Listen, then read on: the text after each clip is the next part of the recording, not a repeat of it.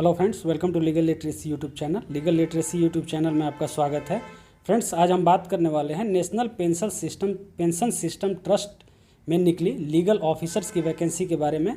तो इसके बारे में कंप्लीट इन्फॉर्मेशन देंगे फ्रेंड्स, कंप्लीट इन्फॉर्मेशन देंगे। इसके पहले मैं आपको बता दूं कि इसका नोटिफिकेशन आप कहां से डाउनलोड करेंगे। तो इसका नोटिफिकेशन डाउनलोड करने के लिए आपको इसके ऑफिशियल वेबसाइट पे जाना होगा, जो कि आपको सामने दिख रहा होगा। npstrust.org.in के वेबसाइट पे जाएंगे और इसके करियर सेक्शन से आप इसके नोटिफिकेशन को डाउनलोड कर सकते हैं। और नोटिफिकेशन को डाउनलोड करने का लिंक या फिर नोटिफिकेशन का PDF मैं आपको अपने वीडियो के डिस्क्रिप्शन में भी दे दूंगा और साथ में इसके टेलीग्राम चैनल पे भी आपको मिल जाएगा। तो फ्रेंड्स, ये ग्रेड ए की वैकेंसी असिस्टेंट मैनेजर लॉ के नाम से है। इसके बारे में कंप्लीट इन्फॉर्मेशन देखते हैं, आगे बढ़ते हैं फ्रेंड्स। तो सबसे पहले हम देखते हैं इसके बारे में, इसके एग्ज़ाम्स के बारे में बात करेंगे, लेकिन इसके पहले मैं आपको बात कर रहा हूँ। सबसे पहले देखते हैं, जैसे आप सामने दिख रहे होंगे नंबर ऑफ पोस्ट की जो बात है, तो ग्रेड ए असिस्टेंट मैनेजर आपको दिख रहा होगा। इसमें आपको यहाँ पे लीगल, लास्ट में लीगल दिख रहा होगा। लीगल में आपको टोटल वैकेंसी एक है फ्रेंड्स, और एक ये अनरिजर्व्ड है। ठीक है, इसकी सैलरी काफ़ी अच्छी है। सैलरी सामने आपको दिख रहा होगा। ये 44,500 से 85,850 तक का ग्रेड पे है। तो इस काफ़ी अच्छी सैलरी होने वाली है आपकी। इसके बाद बात करते हैं फ्रेंड्स इसके बारे में, इसके एजुकेशनल क्वालिफिकेशन वगैरह की बात करें तो एलिजिबिलिटी क्राइटेरिया की सबसे पहले हम बात करें तो लीगल में आते हैं। ये बहुत सारी वैकेंसीज है इसमें। सबसे पहले हम लीगल वैकेंसीज में आते हैं। तो आपका फुल कंप्लीट एज जो है, एज लिमिट है नॉट एक्सीडिंग 30 ईयर्स सामने दिया हुआ है। इसके अलावा आपको full time bachelors law degree चाहिए, आपने LLB कर रखा हो कहीं से, जो रिकॉग्नाइज्ड कॉलेज हो, और मिनिमम 2 साल का आपका रिलेवेंट एक्सपीरियंस हो। ठीक है, आपको सामने दिख रहा होगा 2 साल का आपको एक्सपीरियंस चाहिए। आगे बढ़ते हैं। इंपॉर्टेंट नोट्स जो इसमें देख रहे हैं आप, ये सारा आपको पढ़ना है, देखना है कि क्या चीज़ है। इसके अलावा मैं मेन चीज़ें आपको बता दे रहा हूँ। इसके बाद आते हैं यहाँ पे mode of selection. Mode of selection की जहाँ तक बात कर रहे हैं तो मोड ऑफ सिलेक्शन में आप लीगल पेपर में आएंगे। ऑफिसर ग्रेड B की ये बात है, लेकिन हमारा ऑफिसर ग्रेड A में है। तो हम आगे आते हैं लॉ का, देखते हैं कि क्या इसमें आपको हो सकता है, किस तरह से सिलेक्शन है।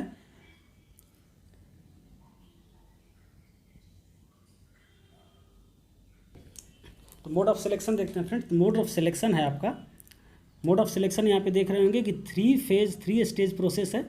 आपके 3 एग्ज़ाम्स होंगे, ऑनलाइन एग्ज़ाम होंगे। फेज़ 1 में एक ऑनलाइन एग्ज़ाम होगा जो कि ऑल स्ट्रीम्स के लिए होगा। ये सारे सब्जेक्ट्स होंगे। पेपर 1 जो होगा आपका, ये सारे सब्जेक्ट होंगे, और पेपर 2 होगा, ये ऑनलाइन एग्ज़ाम होगा फेज़ 1। इसके अलावा आप आते हैं, ये 100 मार्क्स के एग्ज़ाम होंगे, और फेज़ 1 एग्ज़ाम होने के बाद एक फेज़ 2 एग्ज़ाम होगा, और फेज़ 2 एग्ज़ाम होने के बाद आपका इंटरव्यू होगा। जैसे फेज़ 2 भी आपका ऑनलाइन एग्ज़ाम होगा। फेज़ 2 में देख रहे हैं all stream paper 1 and paper 2 है। एक इंग्लिश डिस्क्रिप्टिव टेस्ट होगा, और फिर MCQs होगा। आपका जो भी स्पेशलाइजेशन होगा, मतलब आप लॉ का एग्ज़ाम दे रहे हैं तो आपका स्पेशलाइजेशन लॉ है, तो लॉ के लिए आपका एक एग्ज़ाम होगा पेपर 2। इसके अलावा आते हैं, इसके बाद क्या होगा, इसके बाद एक आपका इंटरव्यू होगा। फेज़ 3 में क्या होगा, फेज़ 3 में आपका इंटरव्यू होगा। इंटरव्यू में आप देख रहे हो, और इम्पोर्टेंट नोट्स में है जो कि वेटेज किस किस चीज़ को कितना दिया जाएगा। तो जो फेज़ 2 का ऑनलाइन एग्ज़ाम है उसका 50% वेटेज है, और वर्क एक्सपीरियंस जो सेक्शन 3 है, वर्क एक्सपीरियंस का आपका 20% वेटेज होगा, और इंटरव्यू के मार्क्स का 30% वेटेज होगा। इसके अलावा फ्रेंड्स, इसमें हम सिलेबस भी देखेंगे आगे, लेकिन इसके पहले हम बात करते हैं सिलेबस के अलावा आपका ऑनलाइन एग्जामिनेशन की बात हमने कर लिया।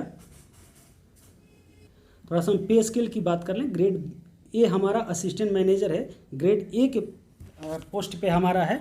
तो पे स्केल फ्रेंड्स, आप यहाँ पे सामने हमने एक चीज़ आपको बताया हुआ है, और बेनिफिट्स आपको इसके अलावा बहुत सारे मिलेंगे, जैसे leave free concession, medical expenses, ये सारे चीज़ें आपको मिलेंगे। ये आप देख लेना। फिर CTC फ्रेंड्स आपका इसमें बनेगा 23 लाख पर एनम। काफ़ी अच्छी, मतलब आपको सैलरी मिलने वाली है इसमें। 23 लाख पर एनम आपका कॉस्ट टू कंपनी बनेगा। तो इसमें काफ़ी अच्छा अपॉर्चुनिटी है आपके लिए, आप इसको अप्लाई कर सकते हैं। आगे आते हैं, आगे देखते हैं आप। और एग्जामिनेशन का सेंटर्स अपना देख लें। ये सेंटर बहुत सारी सिटीज़ में होगा।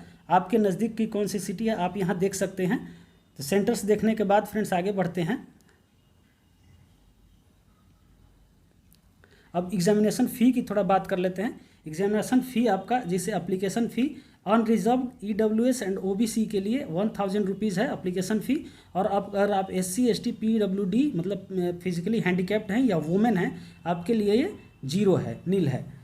आपको कोई भी एप्लीकेशन फ़ी नहीं देना है। और अप्लाई फ्रेंड्स ऑनलाइन आपको करना है, अप्लाई करना है। जनरल इंस्ट्रक्शंस जो दिए हैं आप इसको एक लाइन आप पढ़ लेना, देख लेना कि जनरल इंस्ट्रक्शन में क्या आपको फॉलो करने हैं।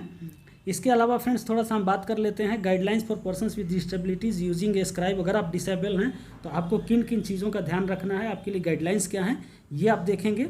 इसके अलावा फ्रेंड्स ये बहुत सारी चीज़ें हैं, इनके बारे में देखने के बाद आप अगर आप इन कैटेगरीज़ में आते हैं, जैसे आप PWD SC ST OBC EWS candidates हैं, तो आपको ट्रेनिंग की सुविधा भी मुहैया कराई जाएगी। और ट्रेनिंग के लिए आपके ये क्राइटेरियाज हैं, ट्रेनिंग आप देख सकते हैं यहाँ पे। तो ट्रेनिंग के बाद फिर हाउ टू अप्लाई पे आते हैं। हाउ टू अप्लाई में है आपका डिटेल्ड गाइडलाइंस। ओके, यहाँ पे एप्लीकेशन रजिस्ट्रेशन करेंगे, फिर पेमेंट ऑफ फ़ी करेंगे, डॉक्यूमेंट स्कैन एंड अपलोड करेंगे। कौन कौन से डॉक्यूमेंट्स आपको स्कैन एंड अपलोड करने हैं इसको देखेंगे आप। स्कैन, फोटोग्राफ स्कैन करना है, सिग्नेचर स्कैन करना है, लेफ्ट थंब इम्प्रेशन स्कैन करना है, ये सारी चीज़ें आप स्कैन करेंगे और जहाँ भी इनको सेंड करना होगा सेंड करेंगे। आगे आते हैं फ्रेंड्स, जो आपका सिलेबस होने वाला है लीगल स्ट्रीम के लिए, जो आपका एग्ज़ाम होगा उसके लिए सिलेबस आप यहाँ देख सकते हैं। बहुत सारी चीज़ें हैं, जैसे कॉन्स्टिट्यूशन ऑफ इंडिया आप पढ़ेंगे। लॉ के लिए जो सिलेबस है उसमें इन पार्ट्स को आपको पढ़ना है जो सामने दिया हुआ है। लॉ ऑफ कॉन्ट्रैक्ट्स पढ़ेंगे। कॉन्ट्रैक्ट में आपको चैप्टर 1 to 6 ही पढ़ना है, उसके आगे नहीं पढ़ना है। फिर स्पेसिफिक रिलीफ एक्ट देखना है। क्रिमिनल लॉज में आपको IPC में जो चैप्टर्स दे रखे हैं उसी को देखना है। कोड ऑफ क्रिमिनल प्रोसीजर आपको कंप्लीट देखना है। Law of evidence, Indian evidence act complete देखना है। सिविल प्रोसीजर, ये जो भी दे रखा है, administrative law, jurisprudence, important Latin terms, maxim, consumer protection act, arbitration, conciliation, right to information, ये सारी चीज़ें आपको कंप्लीट पढ़ना है। ये जो चैप्टर्स इसमें दे रखे हैं इसको आपको कंप्लीटली पढ़ लेना है और एग्ज़ाम में आपको अच्छा करना है। आगे आते हैं। इसके अलावा फ्रेंड्स, इसका हम लास्ट डेट की जहाँ तक बात कर रहे हैं, लास्ट डेट के बारे में बात कर लेते हैं। फ्रेंड्स, आप कब तक अप्लाई कर सकते हैं इसमें, कब तक आप अप्लाई कर सकते हैं, तो 30/8/2022 से 20/9/2022 तक, यानी कि 20/9/2022 आपका लास्ट डेट है एप्लीकेशन का। और जो एग्ज़ाम्स हैं, ऑनलाइन एग्ज़ाम फेज़ 1 और फेज़ 2 इंटरव्यू, इनके डेट्स अभी डिसाइडेड नहीं हैं। इनके डेट्स आपको टाइम टू टाइम पर डिसाइड करके आपको इंटीमेट किया जाएगा। ये थी कंप्लीट जानकारी फ्रेंड्स। अगर कोई प्रॉब्लम हो तो आप कमेंट करके पूछ सकते हैं या फिर हमारे टेलीग्राम चैनल को ज्वाइन कर सकते हैं, वहाँ भी आपको पूरी जानकारी दी जाएगी। धन्यवाद।